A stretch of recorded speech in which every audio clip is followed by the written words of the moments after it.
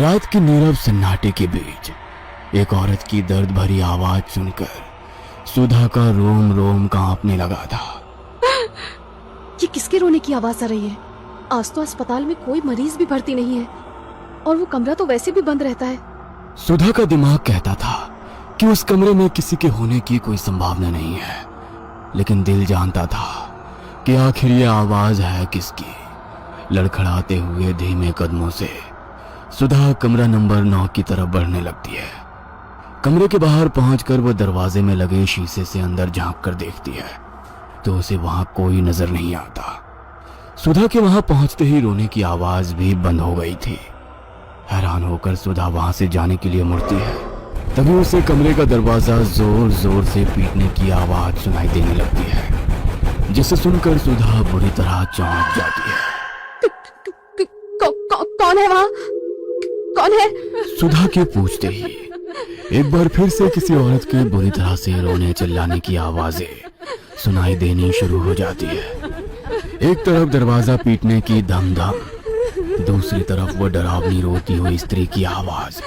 सुधा दौड़ते हुए डॉक्टर राघव के कैबिन की ओर जाने लगती है, लेकिन अचानक सुधा को महसूस होता है कि राघव के कैबिन के बाहर कोई औरत काला लबादा पहने खड़ी उसे ही घूर रही है। कौन हो तुम? क्या चाहिए तुम्हें? सुधा के पूछने पर उस औरत के सर से वो लबादा हट जाता है। सामने खड़ी हुई महिला का चेहरा इतना भयानक था कि उसे देखकर सुधा के मुंह से चीख निकल जाती है और वो हड़बड़ाकर जमीन पर गिरती है। उस औरत का चेहरा चेहरा नहीं, राख की एक धुंधली आकृति थी जो सुधा के चीखते ही हवा में मिलकर वहां से गायब हो गई थी। सुधा की चीख सुनकर डॉक्टर राघव अपनी कैबिन से बाहर आ जाते हैं। क्या हुआ सुधा, तुम्हें नीचे कैसे गिर पड़ी? डॉक्टर यहाँ कुछ था। अभी अभी यहाँ कोई खड़ा हुआ था जो मेरे देखते ही देखते राख बनकर हवा में गायब हो गया। कमाल करती हो तुम। कौन होगा यहाँ? जानती हो ना, इस गांव के लोग अस्पताल में इलाज कराने नहीं आते। पिछले 10 दिनों से हम अकेले ही तो पूरी रात बिता रहे थे, फिर इतनी रात को कौन होगा यहाँ? सुधा की आंखों ने जो देखा वह चाह कर भी उसे भूल नहीं सकती थी। आप मेरी बात पर यकीन करिए डॉक्टर, यहाँ कोई था, मैंने अपनी आंखों से उसे देखा।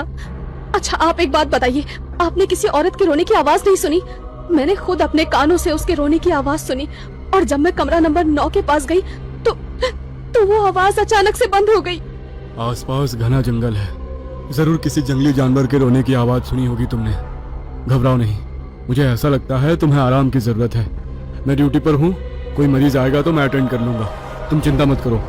सुधा हॉस्पिटल से निकलकर कुछ ही दूर पर बने अपने कमरे की ओर जाने लगती है कि तभी उसे किसी के कदमों की आहट सुनाई देती है। सुधा पीछे मुड़कर देखती है, तभी एक तेज हवा का झोंका आता है और सुधा के खुले मुंह से काली राख उड़कर उसके मुंह में चली जाती है।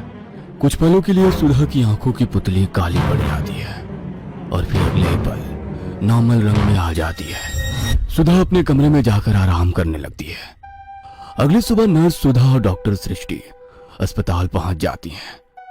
आज पहली बार गांव के लोग एक 14-15 साल के लड़के को लेकर अस्पताल में आते हैं। डॉक्टर साहब देखिए ना, क्या हो गया है मेरे बच्चे को। अचानक ही पूरा शरीर नीला पड़ने लगा, इसका आंख ही नहीं खोल रहा है। हम तो जतन करके थक गए, अब बस आपसे ही उम्मीद है। आप बिल्कुल भी चिंता मत करिए, मैं अपनी तरफ से पूरी कोशिश करूंगा।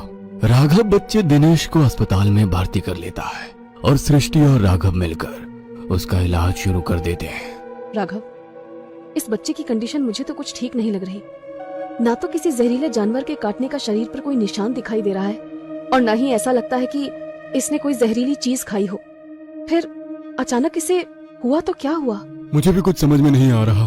फिलहाल आज रात के लिए इसे अंडर ऑब्जर्वेशन रखते हैं। अगर सुबह तक भी कुछ आराम समझ में नहीं आया तो इसे शहर रेफर कर देंगे। रात घेर आई थी। राघव और सृष्टि आज ड्यूटी पर थे। देर रात गए अचानक बेहोश पड़े दिनेश के शरीर में हलचल शुरू हो जाती है और वो किसी जिंदा लाश की तरह अपने बिस्तर से उठकर तन कर खड़ा हो जाता है, जिसे देखकर सृष्टि चौंक जाती है। लेट जाओ, मुझे देखने दो मुझे, तुम ठीक तो हो ना? सृष्टि स्टेथोस्कोप लेकर दिनेश के सीने पर लगाती है। तभी दिनेश एक जोरदार धक्का देकर सृष्टि को दूसरी तरफ धकेल देता है। क्या हुआ तुम्हें? दिनेश, दिनेश तुम ठीक तो हो ना? मैं तुम्हारे पेरेंट्स को बुलाती हूँ। Calm down please.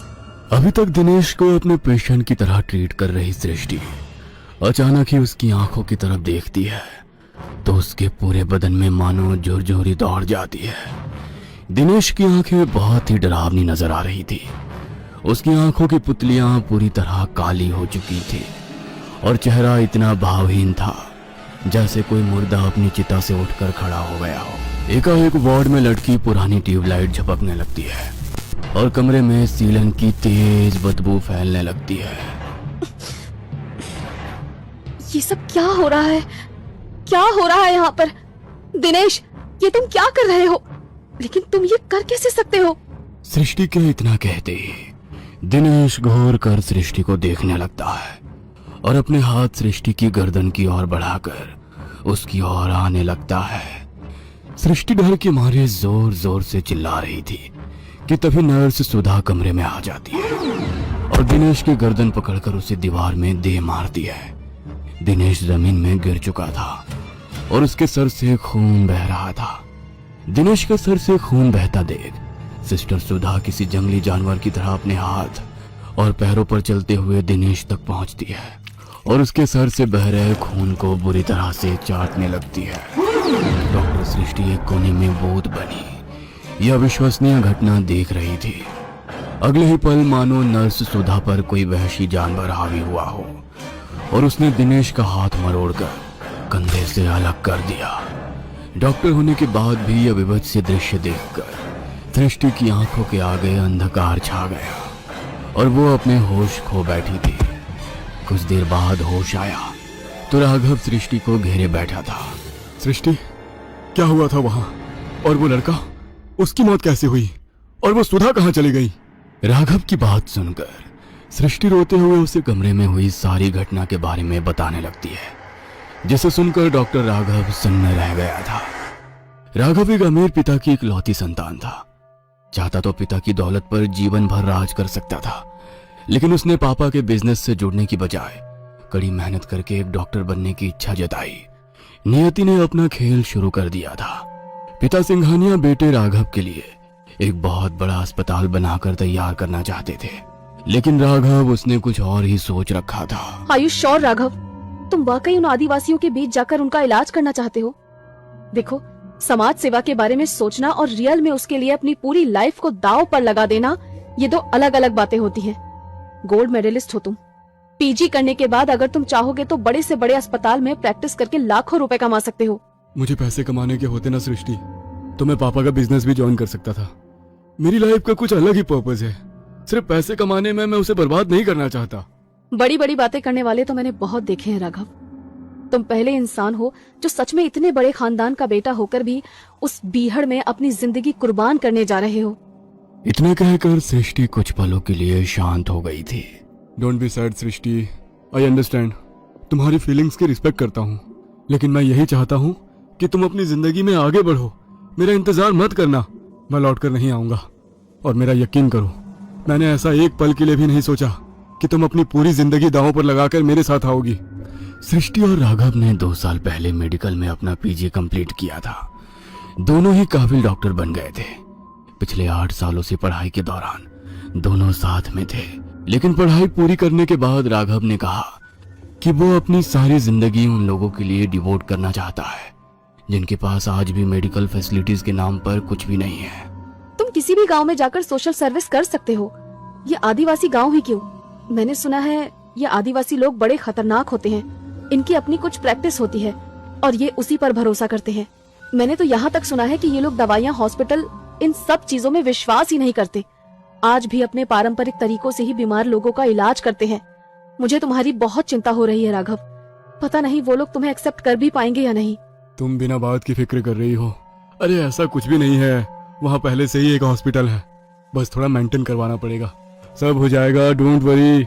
राघव सृष्टि से प्यार तो बहुत करता था, लेकिन वह जानता था उसे अगर अपने मकसद तक पहुंचना है तो इस इमोशनल कनेक्शन को यहीं तोड़ना होगा। सब कुछ छोड़ छाड़ कर राघव झारखंड की पहाड़ियों के बीच बने उस आदिवासी गांव में पहुंच गया था। कच्चे मकानों वाली ये छोटा सा गांव बड़े शहर से आए राघव को काफी अजीब नजर आ रहा था। कुछ देर तक गांव में घूमने के बाद उसे एक बूढ़े काका नजर आते हैं। अरे काका, मुझे राजकीय अस्पताल जाना है, जरा मदद कर देंगे क्या? राघव की बात सुनकर बूढ़ा आदमी राघव को ऊपर से नीचे तक घूर कर देखने लगता है। क्यों जा रहे हो वहां? अस्पताल नहीं, मुर्दा घर है वो। जो वहां जाता है मुर्दे से भी बुरी हालत हो जाती है उसकी। लौट जाओ, कभी मुड़कर भी उसकी तरफ मत देखना। बड़े अजीब लोग रहते हैं यहाँ। मैंने बस अस्पताल का पता पूछा और ये ऐसे आपे से बाहर हो गए। ठीक है, अस्पताल का पता नहीं बताना मत बताओ, लेकिन ऐसे चीखने चिल्लाने का मतलब क्या है? सृष्टि ठीक कह रही थी, आदिवासी जगह है, यहाँ के लोगों को समझने में मुझे अभी काफी समय लगेगा। अस्पताल को मुर्दा घर कौन कहता है? हाँ? उस बुजुर्ग से मिलने के बाद राघव के मन में एक अजीब सी उथल पुथल मच गई थी। छोटा सा गांव था जो बिल्कुल वीरान और सुनसान दिखाई दे रहा था। कुछ देर बाद राघव एक पुरानी सी खंडहर नुमा बिल्डिंग के सामने खड़ा था, जहां टूटे फूटे बोर्ड पर राजकीय अस्पताल लिखा हुआ था। ओह थैंक गॉड, यही है अस्पताल। लेकिन इसकी हालत देखकर तो लगता है यहाँ कोई चिड़िया भी पिछले 10-20 साल से नहीं आई है। राघव ने देखा अस्पताल की दूसरी ओर एक सरकारी आवास भी बना हुआ है। राघव ने सरकारी मकान में जाकर अपना सामान रखा और थोड़ी साफ सफाई के बाद उसे रहने लायक बना लिया। कुछ दिनों की मेहनत के बाद अस्पताल से कुछ कमरे साफ सफाई करके इस्तेमाल लायक हो गए थे। एक दिन अस्पताल के बाहर एक गाड़ी आकर रुकती है, जिसमें डॉक्टर सृष्टि और नर्स सुधा दिखाई दे रहे थे। राघव, हम दोनों भी तुम्हारे इस मिशन में तुम्हारे साथ हैं। अस्पताल हम मिलकर चलाएंगे, लेकिन अभी भी मेरे मन में बार बार यही सवाल आता है कि आखिर इतनी दूर ये गांव में आकर ही क्यों तुमने अस्पताल बनाया? सृष्टि, कुछ सवाल इंसान को कभी चैन से जीने नहीं देते, और मैं यहाँ अपने मन में उमड़ रहे सवालों का जवाब पाने के लिए आया हूँ। बचपन से ही मुझे कुछ अजीबोगरीब सपने बेचैन करते थे। सपने इतने धुंधले थे कि साफ साफ कुछ समझ में नहीं आता था। धीरे धीरे जब मैं बड़ा होने लगा तो एक एक करके कुछ चीजें साफ दिखाई देने लगी, और उन सपनों में ही मैंने कुंदनगढ़ का राजकीय अस्पताल भी देखा। पिताजी से मैंने कई बार पूछा कि क्या मेरा कुंदनगढ़ से कोई संबंध है, तो उन्होंने हमेशा इनकार कर दिया। बस उन बिखरी कड़ियों को जोड़ने के लिए मैंने यहाँ आकर प्रैक्टिस करने का विचार बनाया। मैं खुद को यहाँ से बहुत जुड़ा हुआ सा महसूस कर रहा हूँ। इस हॉस्पिटल का हर कोना ऐसा लगता है जैसे मुझसे कुछ कहना चाहता है। सृष्टि राघव से अलग नहीं होना चाहती थी, इसलिए काफी सोचने के बाद अब वो भी राघव के साथ हॉस्पिटल में काम करने के लिए अपने साथ एक नर्स सुधा को लेकर कुंदनगढ़ आ जाती है। हम क्या मुंह दिखाएंगे सृष्टि? वो लड़का हमारी जिम्मेदारी था। आदिवासी गांव है, पहले ही लोग हमारे इलाज करने के अंग्रेजी तरीकों पर भरोसा नहीं करते। ऐसे में अगर उन्हें पता लगा कि हमारे अस्पताल में हमारी नर्स के हाथों उनके बच्चे की मौत हो गई है, तो हम इस गांव से जिंदा लौट कर नहीं जाएंगे। मेरे पास एक आइडिया है, इस बच्चे की बॉडी को सील कर देते हैं और गांव वालों को यही बताएंगे कि शरीर में एक ऐसा इन्फेक्शन है जिसे यदि किसी ने भी छुआ तो उसे भी यही खतरनाक बीमारी लग सकती है, और इस बीमारी के कारण ही दिनेश की मौत हुई। हो सकता है गांव वाले हमारी बात पर भरोसा कर लें। जैसा कि सृष्टि ने कहा था, डॉक्टर राघव गांव के मुखिया को दिनेश की बॉडी सौंपते हुए वही बातें दोहरा देता है। मुझे ऐसा लगता है डॉक्टर साहब ठीक कह रहे हैं, वाकई दिनेश की हालत सामान्य नहीं थी। अगर डॉक्टर साहब का कहना है कि दिनेश को किसी को भी नहीं छूना चाहिए, तो हमें उनकी बात माननी ही चाहिए। कोई भी दिनेश की लाश को नहीं छुएगा, ऐसे ही बक्से में बंद करके ही उसका अंतिम संस्कार कर देंगे। मैं नहीं चाहता कि कोई भी महामारी इस गांव में फैले। गांव वालों ने सृष्टि और राघव की बातों पर भरोसा कर लिया था। फिलहाल तो गांव के लोगों को पता नहीं लग पाया था कि नर्स सुधा ने उसकी जान ली है, लेकिन राघव और सृष्टि के सामने कई अनसुलझे सवाल खड़े हो गए थे। आखिर सुधा को क्या हुआ है? ऐसे अचानक उसने दिनेश को क्यों मार डाला, और अब वो गायब कहाँ हो गई है? आखिर क्या है इस अस्पताल का राज? क्या नर्स सुधा पर कोई शैतानी ताकत सवार हो गई है? क्या राघव और सृष्टि यहाँ से कभी निकल पाएंगे? जानने के लिए देखना ना भूलें अगला भाग।